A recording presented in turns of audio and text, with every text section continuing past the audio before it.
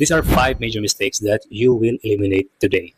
Alam mo, yung mga successful na mga tao, they're not that smart or they're not that gifted, they're not that privileged. But if there's one thing common among all of them is that they have a different approach when it comes to mistakes. Unang-una, they try as much as they can not to commit major or catastrophic na mga mistakes. Dalawa, they learn from their mistakes. Katatlo, syempre, they don't repeat the mistakes na nagawaan na nila. O-overlook natin ang mga pagkakamali, ina-underestimate natin, pero grabe yung impact in our business. The goal is 1, 2, 3, 4, 5 mistakes less every day. So if just imagine, what if every day nababawasan yung mga pagkakamali mo in your business? So that means progress, that means speed, that means momentum. Una-una is relying on one marketing tool only. Why is that a mistake? Nag-print kami ng napakaraming flyer to promote our product. And nagtaka kami, bakit hindi siya na-pick up? Bakit walang response? So we improved the quality of our flyers. We hired a professional and mas pinarami pa namin yung mga nag-distribute ng mga flyers. Same result. Wala pa ring response.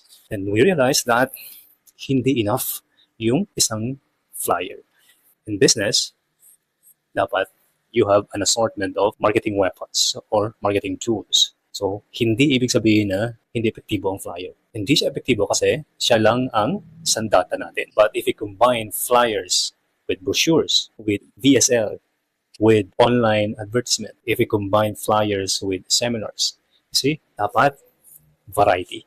Because even if hindi siya ganun ka-expensive, pero marami at consistent, compounding yung effect sa ating negosyo. So from now on, do not just invest on a beautiful flyer, on a brochure, or a Facebook ad. As much as possible, mas marami, mas maganda. So that's mistake number 1 na na-eliminate natin ngayon. Mistake number 2, we're chasing new instead of maximizing the existing natin ng mga customers. Kasi karamihan sa atin, yan yung orientation. Dapat paramihin ang mga customers. That's good. Pero kung hindi naman natin minamaximize yung ating mga existing na mga customers, sayang lang yung ating pagod, yung ating resources, at yung ating oras. It's like pupunta tayo sa dagat para mamingwit ng napakaraming isda. Pero yung ating timba, butas. So the best thing to do is we need to take good care of our existing customers, existing clients, existing partners before tayo magdagdag. Because retention is cheaper than acquisition. So ang tanong, how do we retain our clients?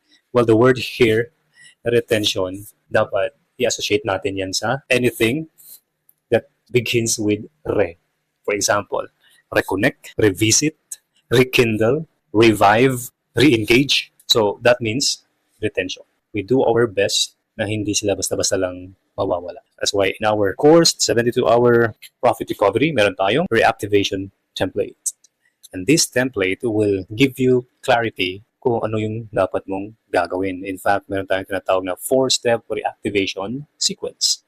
We reach out, we engage, we reposition our value, and we re-offer. So more of that if you want to check out our course. Number 3 na pagkakamali that we will eliminate starting today is falling in love with the product more than we fall in love with our customer needs. Alam mo, when it comes sa product, when it comes sa aking mga binibenta, I consider myself obsessed.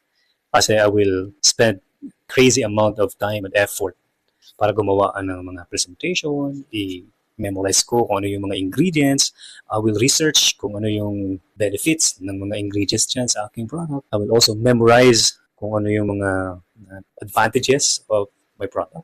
And I will also practice kung paano siya i-demo. All of these things are essential. Pero kung ang effort na mas malaki on promoting our products or services than identifying and obsessing the needs of our customers, then magiging self-serving ang ating ginagawang mga marketing effort. Ang mga customer, all they care is the result.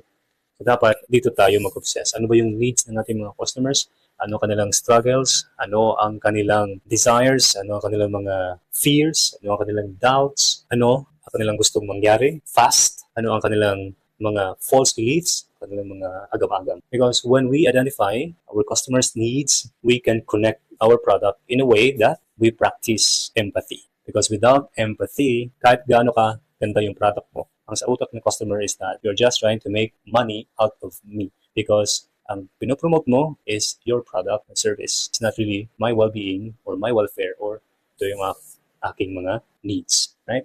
That's why Jeff Bezos, may-ari ng Amazon, nung in-interview siya, ano ang kanyang sekreto, bakit ganun sila kalaki? Simple lang ang kanyang sabi. We obsessed sa aming customer. So from now on, have a customer obsession rather than product obsession. And even worse, don't fall in love sa sarili mo kung gaano kagaling ma-explain or minsan you're so conscious of your appearance, kung gaano ka dapat ka-articulate. Yeah, importante naman yan. But clients will forgive you even if you're not perfect, even if you're not articulate. So long as alam niya, authentic, genuine, sincere ang effort mo na i-cater ang kanilang needs. So that's one mistake that we eliminate today. Number 4 mistake is thinking visibility is enough. Kaya tayo post ng post. Kaya tayo gumagawa ng TikTok, mga videos, mga pakulo kasi akala natin dapat visible tayo. That is true. But visibility without credibility is just vanity. So it's only useful with credibility. Kaya huwag kang mahiya from now on to show your trust assets. And one of them is your certificate.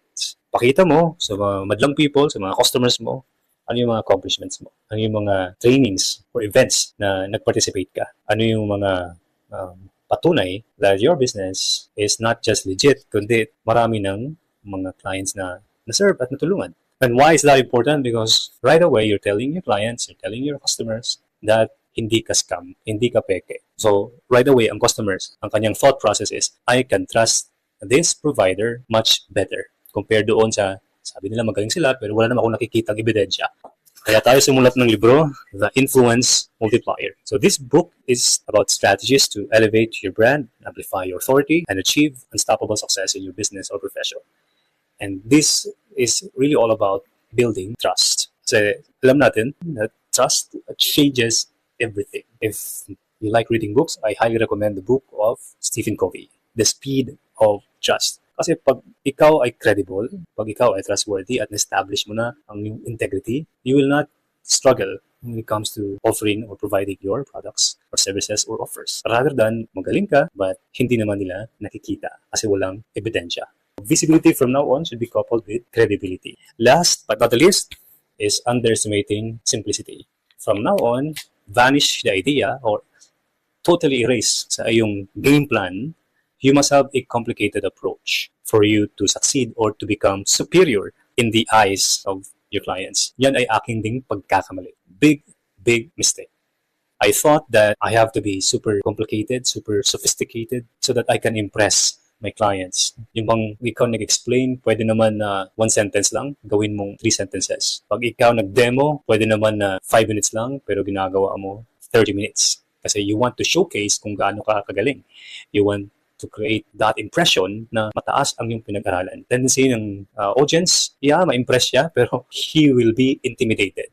Na ganyan pala yan, kahirap gawin o kahirap gamitin.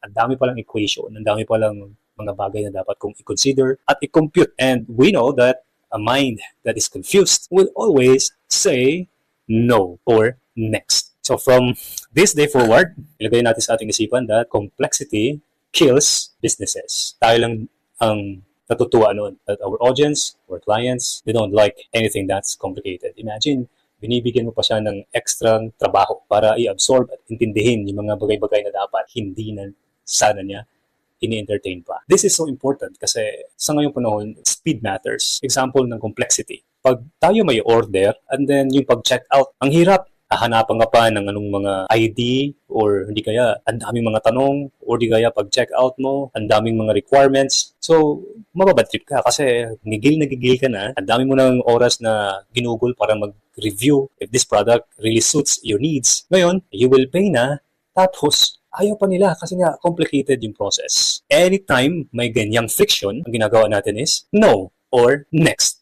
Hanap tayo ng ibang provider kasi we are not limited these days. Ang daming options, hindi lang offline, kundi lalo-lalo na online. And any business na streamline ang process, simple ang process, simple ang pagka-explain, that business will thrive. That business will dominate.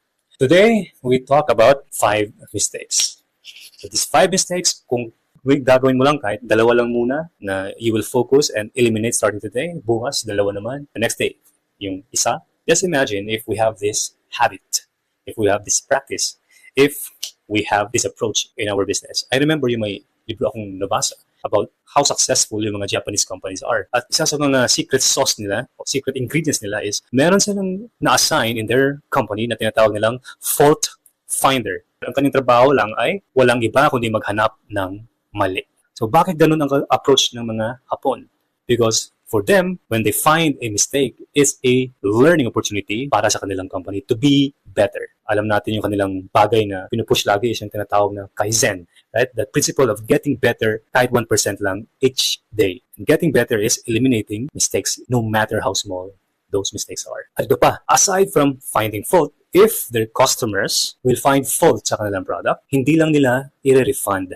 They will reward, they will celebrate that customer. Kasi for them, may tao na tumulong sa kanilang kumpanya how to get things done better.